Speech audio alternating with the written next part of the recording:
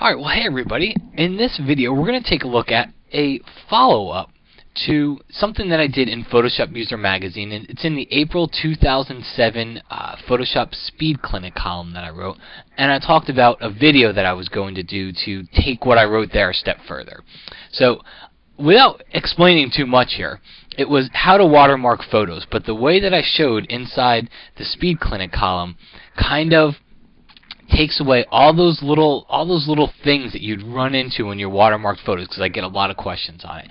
And for the most part, I solved most of those questions that I get. So it's a very cool technique. I'm just going to do it and let you guys decide, and you'll see how powerful this really is. But the whole point here is to show you a video how to take it and batch process it, how to apply it to multiple photos. So right now, what we're going to do here is I first want to start recording an action. I'm going to create an action for this, but what we want to do is add a watermark to our photo. So first I want to create that watermark. I don't actually want to create it when I add it onto a photo. I want to create it ahead of time. And I'm going to create it on a file. In the column I did 7,000 by 7,000 pixels at 300 pixels per inch for the size. It's a huge file, but it's intentionally big because you want to leave yourself the ability to have this work for any sized photo. Alright, so I'm going to hit OK, and it's going to create a very large document. I am going to go to my custom shape tool, set my foreground color to black, and from the shape picker up at the top here, if you scroll down, you'll see that there's a copyright symbol.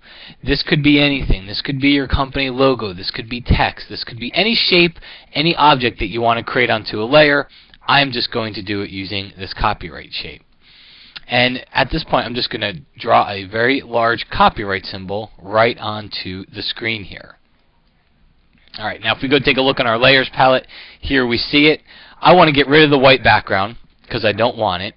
And then on this layer, I'm going to go to my layer styles, that little F icon, and choose bevel and emboss. And let's leave these settings as they are for now. Go to blending options and drop our fill opacity from 100 all the way to 0. Not the opacity, just the fill opacity. Alright, now if I come back to bevel and emboss, you're going to see that I can change my depth setting, and you can see how I'm affecting the watermark that's behind here. Alright, so everything is the same as the column at this point. So what I'm going to do is just save this file, and I'm just going to go to File, go down to Save. I'll save it on my desktop as watermark.psd, and hit the Save button here. Hit OK, and now we've got our watermark file. So at this point, once I've saved it, I'm done with it. I don't need to keep it open anymore. Now we're going to start recording an action. So let's go to our default actions, and I'm just going to use and put inside my default set. I'm going to create a brand new action here. We'll call it watermark, not swatermark, but watermark, and I'll hit record. Now I'm going to go to open an image. So let's go to File, Open, and I've got a folder on here called Photos to Watermark, and let's just choose just a stock photo that I have. And you can see it records that step in the action. Now here's where the magic happens. Watch this. I'm going to go to the File menu, and I'm going to go down to Place. And then I'm going to go find my watermark file. Here it is. Now, why did I go to Place? Why did I choose File, Place? Well, you'll see here, when I hit the actual Place button, so I found my watermark.psd file. When I hit the Place button, the Place command inside Photoshop automatically sizes, fits, and places whatever object it is into the exact center of your image, no matter what size that image is. Alright, that's different from copying and pasting. How many times have you copied an object from one image to another only to find out that it's either really small or really large? And that's the problem that people have with watermarking, is that different sized images, different oriented images. If we have horizontal versus vertical, how do you always get it into the center? With File, Place, you don't have to worry about any of it because it automatically will always do it for you. So I'm just going to hit this check mark up here, and it confirms my placement, and it places the watermark inside of here. If I look at my layers palette, there's now 2 layers. I'm just going to flatten them, and then I'll go to File, Save As, because I do want to include a Save As inside here. And on my desktop, I'll just call it test because it doesn't matter. At this point, all I want to do is just record a save step in my action. I don't care what I name it. I don't care where it gets put because we're going to change that in the batch options.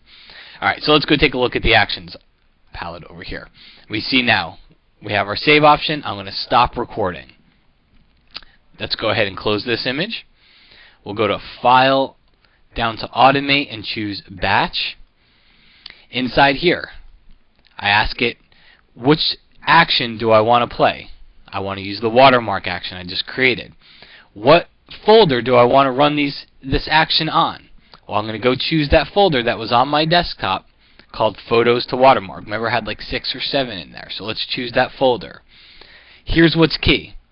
Override all open commands in the action and click OK. That's because I don't want it to look at the action. See this open command here? I don't want it to look at that action and always open that same image. I want to override it, and I want to use the folder that I just chose. Alright, and then destination, we'll choose a folder. Let's go pick a location for it, and under desktop, I'll go into, let's just make a brand new folder, Watermarked Photos by Matt. Alright, and again, we're going to override the save as. Why are we doing that? Because I want to override the location that was saved inside this step. I'm going to leave the document name extension. You see here you've got a lot of different options you can choose for renaming them. I'll start it at serial number. If I were using a serial number, I could start it at 1, and then you can turn on your Mac Windows compatibility. So at this point, I'll hit OK, and you'll see it opens up one of the photos inside here, and it's running the action. You can see the little hourglass, and right now it's on the place step. It takes a couple of seconds just because it's a very, very large image that we're placing, but it's going through the whole action for you. And I'll go ahead and I'll let this one run through, and then I'll just pause the video because you don't want to watch it do it for all 7 photos. So they're almost done. There we go. And I'll pause this one for a second here. Alright, I am back. Now for you, that was probably only a couple of seconds, but for me, it took about 1.5 minutes to 2 minutes or so to do all those different images there. But I just paused the video so you didn't have to watch all of it. But now the action, the batch process is indeed done running. So let's go take a look on our desktop here. And remember, I called them Watermarked Photos by Matt. So inside here we have our watermarked photos. You'll see today is indeed March 22nd. And you'll see that it has the date stamp on them. So let's go take a look at some of them. Let me see the thumbnails here. And you can even see by the thumbnails. There we have it, watermarked photo. Let's go take a look at another one. Watermarked photo again. And what I want you to pay attention to here is take a look at the vertical and the horizontal. Where's the watermark? In the exact center of both of these images here. That's pretty big, alright? That was very, very difficult to do with previous watermarking methods to always get it in the center. I want you to take a look at something else too. Let's go open up, here's a higher resolution photo and here's a lower res. Let's open both of these. And not this one. Let's take a look at both of these here, and you can see if I look at the image size of this one, 16 by 12 at 300 pixels per inch. Look at the size of the watermark, and let's take a look at this one. Image size 825 by 582 at 72 pixels per inch. So it's considerably smaller than the last one. And look at the size of the watermark relative to the image. It's the same size. That was another one of those things that was very difficult to achieve without this file place method. So it's really cool. It really helps out.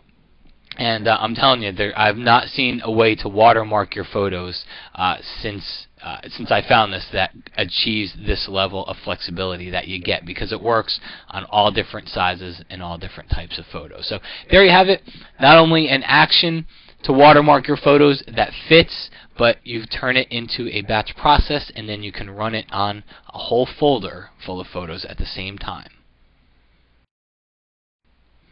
Hey everybody, back really quick because I forgot to mention something before I finished recording this video. That is, take a look at your action.